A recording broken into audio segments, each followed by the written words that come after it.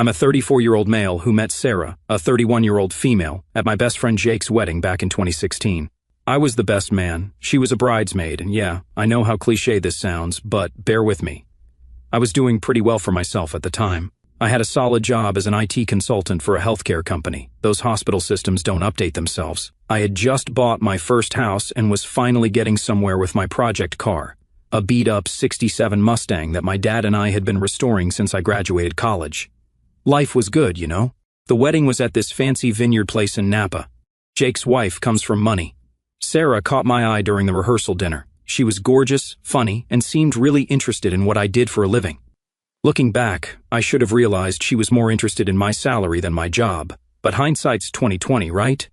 We hooked up after the reception. Classic wedding story, I know, but then we kept talking. She lived about an hour away from me and worked as a social media manager for this tech startup that was supposedly going to be the next Facebook for pet owners or something.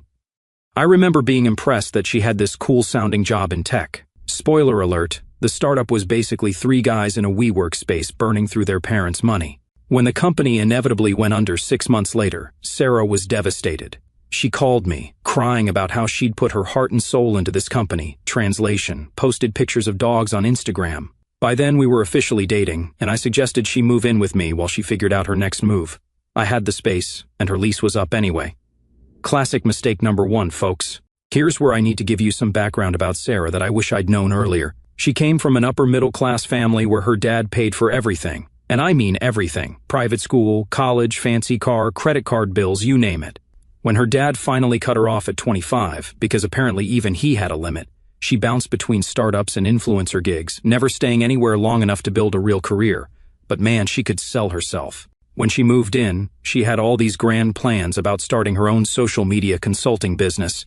She'd spend hours making PowerPoint presentations about her brand strategy and talking about all these potential clients she was networking with. I actually believe she was building something. Meanwhile, my credit card bills kept getting bigger and bigger.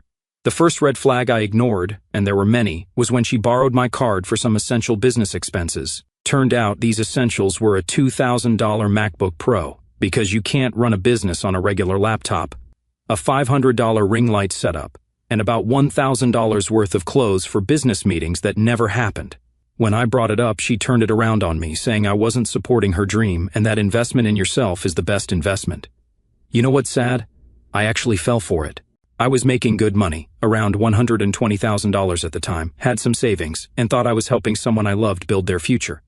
Plus, she was fun to be around when she wasn't spending my money. We'd go on random road trips, she'd leave cute notes around the house, and she actually seemed interested in learning about cars. Another red flag I missed, she was just pretending.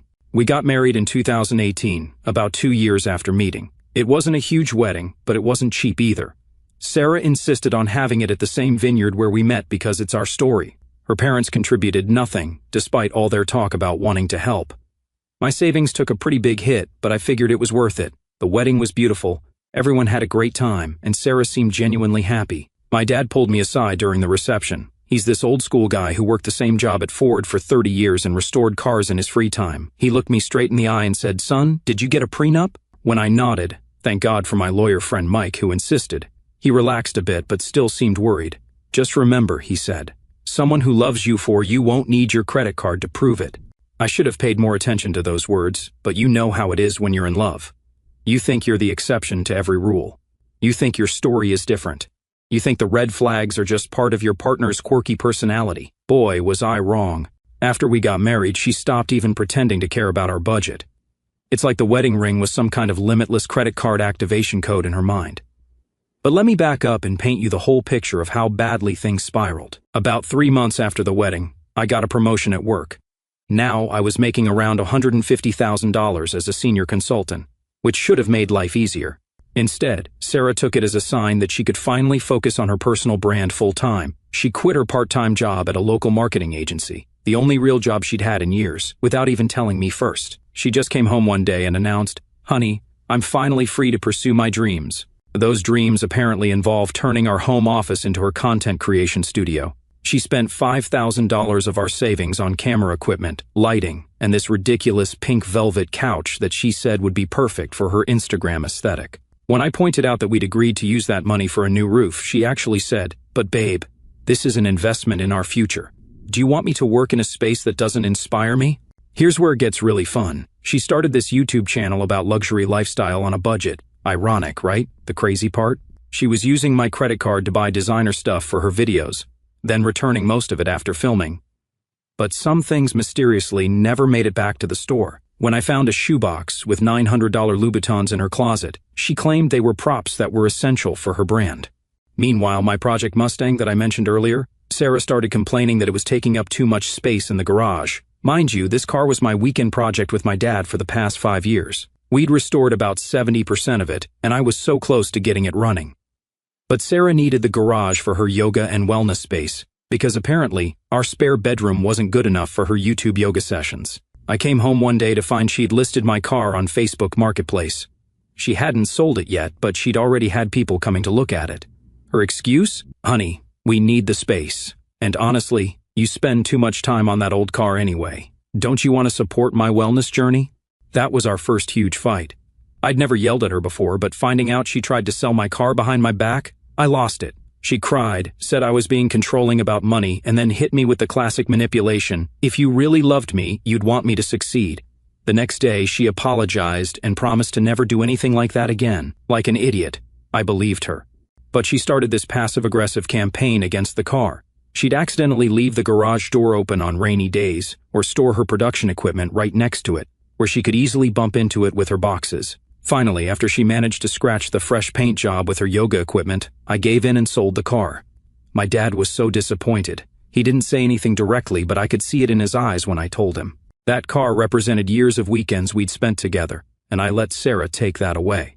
The money from the car? She spent it on a business retreat in Bali that was really just a luxury vacation where she took Instagram photos with other wannabe influencers. She came back with grand plans about starting a wellness coaching business, bought all these essential oils and meditation cushions, set up a website that I paid for, and even ordered business cards with Sarah Mitchell, a holistic wellness expert and lifestyle curator, printed on them. Want to know how many clients she got? 0. But she managed to rack up $15,000 in credit card debt buying inventory for a skincare line she wanted to launch. The products sat in our garage, where my car used to be, until they expired. When I found the boxes of expired facial creams and asked about them, she blamed me for not promoting her business to my CO workers' wives. By this point, I was working 60-hour weeks, trying to keep up with her spending. I'd get home late, exhausted, only to find she'd ordered $200 worth of takeout because she was too stressed to cook. The house was always a mess because she was too busy creating content to clean. But her YouTube channel had a whopping 342 subscribers after a year of full-time hustling. Looking back, I realized she was probably posting about our perfect life on Instagram while maxing out my credit cards, but I wasn't allowed to follow her social media accounts because she said it would mess with her analytics. Red flag city, population, me. The breaking point? I found out she'd taken a loan against my $401k without telling me. She'd figured out my password, my car's model year and name, yeah, I know, stupid, and taken out $30,000 for what she called a business opportunity. Turned out, she'd blown it all on a mentorship program run by some Instagram guru who promised to help her reach 100,000 followers. After discovering the $401k loan, I spent a week sleeping in my office while trying to figure out what to do. I'd forward my calls to my cell phone and tell people I was testing a new remote work setup. In reality, I was too embarrassed to tell anyone what was happening. My dad's words about the credit cards kept playing in my head on repeat. Remember my lawyer friend Mike? Well, he'd been trying to warn me about Sarah for years. When I finally called him at 2 a.m. from my office couch, he didn't even sound surprised. He just said, "Send me your calendar link. Let's talk tomorrow." Mike's the kind of friend everyone needs. He'd rather help you fix your mess than say, "I told you so." The next morning, I discovered Sarah had gone on a shopping spree that would make a Kardashian blush. She'd somehow gotten approved for 3 new credit cards in my name. The total damage? $47,000. Her excuse? I was stressed about our relationship problems, and retail therapy helps my anxiety. I wish I was making this up. Mike took one look at the credit card statements and actually laughed, not because it was funny, but because Sarah had made our divorce case ridiculously easy to win. See that prenup I mentioned earlier? It had a specific clause about financial misconduct. Thank God for Mike's paranoid planning. When I finally told my parents what was happening, my mom cried, and my dad just sat there cleaning engine parts, his way of processing emotion. Then he said something that changed my perspective. "Son, she's not going to stop until she hits rock bottom or finds another target." Right now, you're the easier option. Filing for divorce was surprisingly easy. The hard part was going home and telling Sarah. I'd planned this whole speech, but when I walked in, she was filming a day in the life of a boss babe video in our kitchen. She'd ordered $300 worth of organic groceries for the background, all on my card, naturally, while our actual fridge was empty. I waited until she finished recording and said, "Sarah, I'm filing for divorce." Her response? She grabbed her phone and started recording again, saying, "Guys, I have to be real with you about something." I walked out before I could become content for her my truth video series. The next few weeks were insane. Sarah tried everything to stop the divorce. First, she love-bombed me with memories of our perfect life together. She even dug up my old Mustang parts from the garage, which she'd hidden instead of throwing away, and suggested we could restore another car together. Hard pass. When that didn't work, she switched to threats. "I'll tell everyone you were abusive." I wasn't. "I'll ruin your career." She tried, but my boss had met her at company parties and knew exactly what she was like. "I'll make sure no woman ever wants to date you again." Spoiler alert, that didn't work either. The worst part? She started a whole social media campaign about being a survivor of financial abuse. According to her posts, I was a controlling monster who wouldn't let her work or follow her dreams. Meanwhile, I had spreadsheets showing I'd spent over $200,000 supporting her various business ventures. Mike was worth every penny during this time when Sarah's lawyer, some guy she found on TikTok, tried to claim she deserved alimony because she'd sacrificed her career for our marriage. Mike pulled out her Instagram posts bragging about being a self-made entrepreneur. Can't claim you gave up your career when you're posting about being a girl boss every day. The divorce was finalized in early 2021. Thanks to the prenup and Sarah's documented financial misconduct, she got way less than she expected. She did get to keep her business equipment, the camera gear and that pink couch, and a small settlement that I agreed to just to get it over with.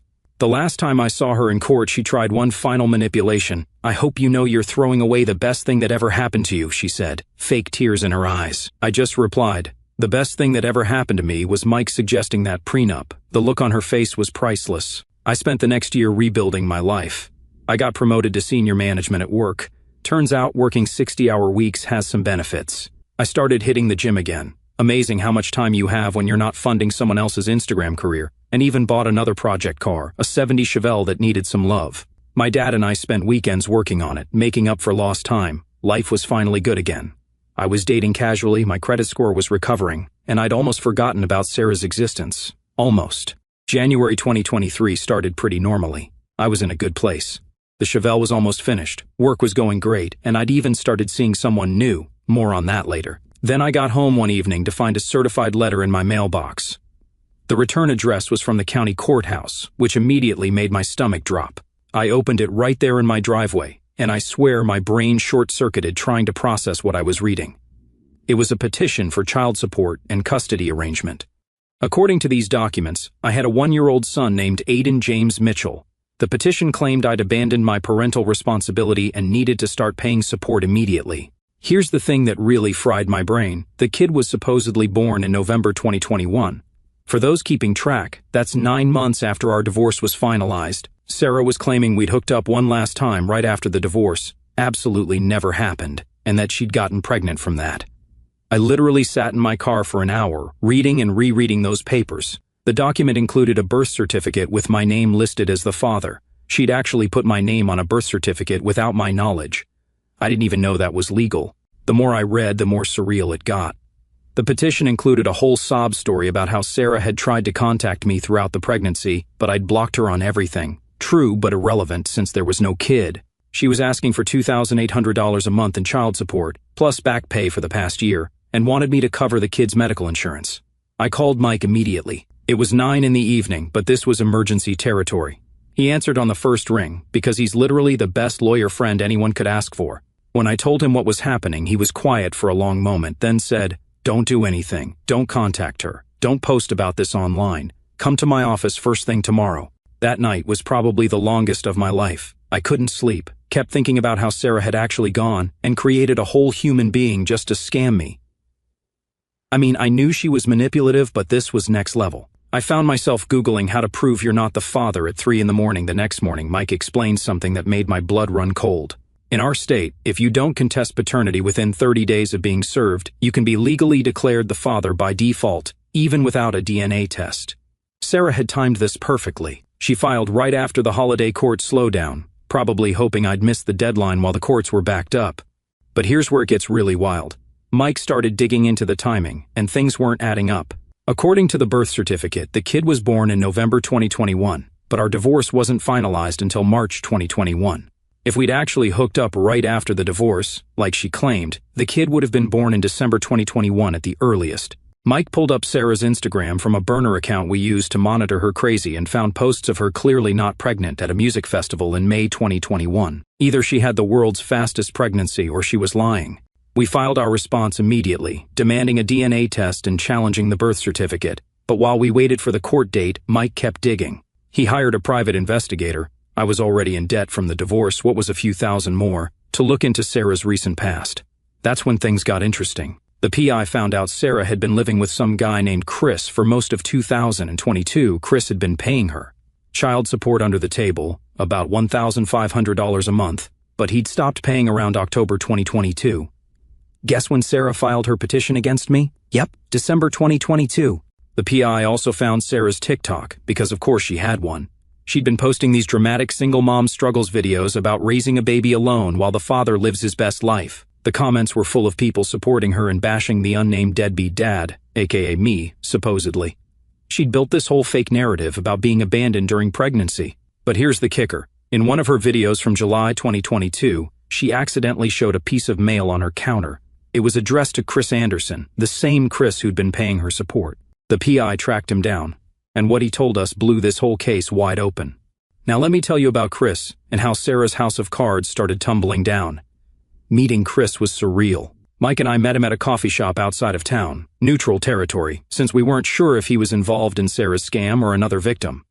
Turns out, he was definitely a victim, and his story made my blood boil. Chris was a software developer who met Sarah at a Kio working space in early 2021, right after our divorce. According to him, she introduced herself as a digital marketing consultant who is building her own agency. Sound familiar? She was running the same playbook, just with a different target. She seemed so genuine, Chris told us, stirring his coffee absent-mindedly.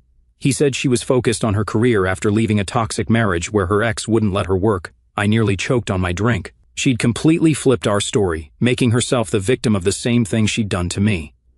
Chris and Sarah started dating in March 2021. By May, she'd moved into his downtown loft apartment. Then, in June, she dropped the pregnancy bomb. Chris was excited. He was 36, had a good career and wanted kids. Sarah played the perfect expectant mother, going to prenatal yoga classes and posting bump photos on Instagram. She even had Chris drive her to doctor's appointments, though he noticed she never let him come inside with her because of COVID restrictions. Here's where it gets wild. Sarah had been faking the entire pregnancy. She wore one of those silicone belly props for her Instagram photos. The PI found the purchase receipt on her Amazon account. She scheduled her appointments for times when the OBGYN office was actually closed. Chris never questioned it because, well, who lies about being pregnant? In November 2021, Sarah told Chris she was going to visit her sister in another state for a women-only baby shower. A week later, she came back with baby Aiden, claiming she'd gone into early labor while at her sister's. Chris was disappointed about missing the birth, but was too excited about being a dad to question the story. For the next year, Chris played dad. He paid for everything: rent, baby supplies, Sarah's postpartum care, also known as shopping sprees. He even started a college fund for Aiden. Sarah had him completely convinced he was the father, though she always had excuses for why they couldn't add him to the birth certificate yet. "It's just paperwork," she'd say. "We know you're his dad, that's what matters." But cracks started showing. Chris noticed Aiden didn't look anything like him or Sarah. When he mentioned this, Sarah would get defensive and accuse him of not loving Aiden enough. Classic manipulation. Then Chris's mom, who's a nurse, started asking uncomfortable questions about the birth story. The timeline wasn't adding up. In October 2022, Chris finally insisted on a paternity test. Sarah threw a massive fit, accusing him of betraying their family, but Chris stood firm. He bought a home DNA test kit, and that's when Sarah showed her true colors. She disappeared one weekend while Chris was at a work conference, taking Aiden and most of her stuff. She left a note saying Chris's lack of trust had broken their family bond. Classic Sarah move. Chris tried to find them, but Sarah had blocked him everywhere. He stopped paying her unofficial child support and started looking for legal help. That's when she turned to her backup plan, me. But here's the crucial part. Chris had receipts. He documented everything after Sarah started acting sketchy about the birth certificate. He had text messages where she admitted to faking doctor's appointments. He had security camera footage from their building showing her wearing and removing the fake pregnancy belly. And most importantly, he had proof of all the money he'd paid her for his child. While all this was happening, the PI made another discovery. Sarah's sister, the one who supposedly hosted the baby shower, had been living in Australia since 2020. There was no sister's house, no baby shower, no early labor. The whole story was fiction. We also found Sarah's baby registry from 2021, registered under Sarah and Chris Anderson. She'd used Chris's last name, even though they weren't married. The registry was full of expensive items, most of which Chris had bought. She'd run the same scam with him that she tried to run with me, just more elaborately. But the biggest bombshell came when the PI tracked down records from the hospital where Aiden was supposedly born. There was no record of Sarah giving birth there. In fact, there was no record of her giving birth at any hospital in our state during that time period. That's when Mike's eyes lit up with that look lawyers get when they know they've got someone. "We need to subpoena the real birth records," he said. "I think I know what she did, and if I'm right, she's in serious trouble." We filed the subpoena request right away, but courts move slowly. Meanwhile, our court date for the DNA test was coming up. Sarah's lawyer, still the TikTok guy, kept trying to delay it, claiming she was too stressed to handle a court appearance. The day before our hearing, Sarah made one last desperate play. She posted a tearful video on Instagram about how her abusive ex was trying to deny his own child, and asked her followers to pray for her strength. The comments were full of support and people offering to donate to her cause. Little did her followers know, everything was about to come crashing down. The morning of the court hearing, I was a nervous wreck. Even though we had solid evidence, Sarah had always been good at manipulating situations. I'd seen her talk her way out of crazy situations before, and part of me was worried she'd somehow do it again. Mike met me outside the courthouse early. He had this thick folder of evidence that he kept patting like it was his lucky charm. "Remember," he said, "let her talk. The more she says, the more she'll contradict herself." Chris was there too, looking like he hadn't slept in days. Can't blame him. Finding out you've been paying for a kid that might not even be yours would keep anyone up at night. Sarah arrived looking like she'd raided the humble single mom section of a costume shop, no makeup, hair in a messy bun, wearing what looked like scrubs. She'd never worked in healthcare a day in her life. She had Aiden with her, first time I'd ever seen him. Cute kid, but didn't look anything like her, which suddenly seemed very relevant. Her TikTok lawyer looked nervous, which was our first good sign. He kept whispering to her and showing her something on his phone. Later found out he'd just discovered some of the evidence we were about to present and was trying to convince her to settle. But Sarah, being Sarah, thought she could talk her way out of anything. The judge was this older guy who looked like he'd seen every trick in the book. When Sarah's lawyer tried to delay the DNA test again, claiming she had religious objections. Since when? The judge just stared at him until he sat down. Then Mike stood up and dropped the first bomb. "Your Honor, before we proceed with the DNA test, we have evidence that the birth certificate submitted to this court was fraudulently obtained." The judge raised an eyebrow. "The universal signal for this better be good." Mike pulled out the subpoenaed hospital records, or rather the lack of them. There was no record of Sarah giving birth anywhere in the state. But that wasn't the bombshell. The real shocker was what the PI had found when he dug deeper into Aiden's background.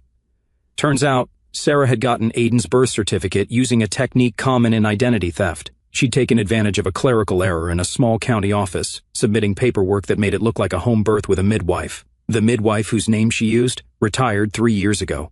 The address she listed, a vacant lot. But here's the part that made everyone in the courtroom gasp. We had proof that Sarah had been shopping around for a baby around the time Aiden was supposedly born. The PI found messages from her on various social media platforms, reaching out to pregnant women about private adoption. Some of these women had come forward when they saw her posts about being a single mom. Sarah's face went through about 50 different expressions as Mike laid out the evidence. When he showed screenshots of her wearing the fake pregnancy belly in different states, thanks to Chris's security cameras, she actually tried to object, saying the footage was taken out of context. The judge shut her down hard. "Miss Mitchell, unless you're about to explain how security footage can misrepresent a fake pregnancy belly, I suggest you let your counsel do the talking." Her lawyer looked like he wanted to disappear. Can't blame him. He was probably realizing he was way out of his depth. When Mike presented the proof that Sarah had been simultaneously claiming Chris and me as Aiden's father, the lawyer actually started packing up his briefcase. Then came the moment that broke Sarah's performance. The judge asked her directly, "Miss Mitchell, can you provide any medical documentation of your pregnancy and delivery?" Sarah started her usual act, tears welling up, voice shaking. Your Honor, I was very traumatized by the birth experience. I didn't keep records because... The judge cut her off. That's not what I asked. Do you have any medical proof that you gave birth to this child? For the first time since I'd known her, Sarah was completely speechless. She looked around the courtroom like she was searching for an escape route. Then she did something I never thought I'd see. She broke character completely. This is ridiculous, she snapped, her humble mom voice replaced by the entitled tone I remembered from our marriage. I don't have to prove anything to you. That home birth was totally legal. Mike was practically grinning. Your Honor, we have one more piece of evidence. He pulled out one last document, the real bombshell that would end this once and for all. Mike handed the judge a file containing police reports from a small town about 3 hours away. In November 2021, right when Sarah claimed she'd given birth, there had been a series of reports about a woman matching Sarah's description hanging around the local hospital's maternity ward. She'd been posing as a lactation consultant, trying to get access to new mothers. The judge read through the file, his expression growing darker by the second. Then he looked at Sarah and said something I'll never forget. Miss Mitchell, are you aware that trafficking in minors is a federal offense? The entire courtroom went dead silent. Sarah's lawyer actually stood up and said, Your Honor, I need to withdraw as counsel. I can no longer represent Miss Mitchell in this matter. Then he straight up packed his briefcase and walked out. Never seen anything like it. Sarah started to panic. This is all a misunderstanding, she screamed. But Mike wasn't done. He had one more witness, a young woman named Jessica, who'd been admitted to that hospital in November 2021. She'd given birth to a baby boy, but had been experiencing postpartum depression. Sarah had befriended her, posing as a social worker, and convinced her to temporarily sign over guardianship of her baby while she got help. Jessica had been trying to find her son for over a year. She'd reported it to the police, but Sarah had used fake documents and a fake name. It wasn't until she saw one of Sarah's TikToks about being a single mom that she recognized her and reached out to our PI. The judge immediately ordered DNA testing, not just to prove I wasn't the father, but to confirm if Aiden was Jessica's son. Sarah completely lost it. She tried to run out of the courtroom with Aiden, but the bailiff stopped her. She was screaming about how she was just trying to give him a better life, and how no one understands what it's like to want a baby so badly. The DNA results came back within a week through an expedited order. Aiden was indeed Jessica's son. Sarah had essentially stolen a baby from a vulnerable mother, and then tried to use him to scam multiple men for child support. The judge was furious. The consequences came down like a hammer. Sarah was charged with multiple felonies, including fraud, identity theft, and custody interference. Both Chris and I were granted restraining orders against her. She was ordered to pay back every penny Chris had given her in fake child support. She's facing 15 to 20 years in prison, still awaiting final sentencing. The judge referred the case to the FBI for potential federal charges. Jessica got Aiden back, and it turns out she's an amazing mom. She'd gotten treatment for her postpartum depression, and had been searching for her son non-stop. She even reached out to thank me and Chris for helping expose Sarah's scheme. She's now working with a nonprofit that helps mothers with postpartum depression and advocates for better hospital security. Chris and I actually became friends through all this. We meet up sometimes to work on the Chevelle and talk about how we both fell for Sarah's act. He's doing better now, dating a nice woman who actually has a real job. She's a teacher. As for me, I finally finished restoring the Chevelle with my dad. My girlfriend, the one I mentioned, loves going for rides in it and is actually interested when I talk about cars, no pretending. She helped organize all the evidence for the trial and says this whole experience will make a great story for her law school application. Sarah's social media empire crumbled once the truth came out. Her followers turned on her hard, and several drama channels on YouTube covered the story. Last I heard, she's trying to get a plea deal, but the prosecutor isn't being very generous. Turns out there might be other victims we don't know about yet. The biggest lesson I learned from all this? When someone shows you who they are, believe them the first time. Sarah showed me her true colors during our marriage with all the financial scams, but I kept making excuses. If I'd trusted my gut and my dad's wisdom sooner, maybe I could have helped prevent what happened to Chris and Jessica. But at least justice finally caught up with her. Sometimes karma takes a while, but when it hits hard.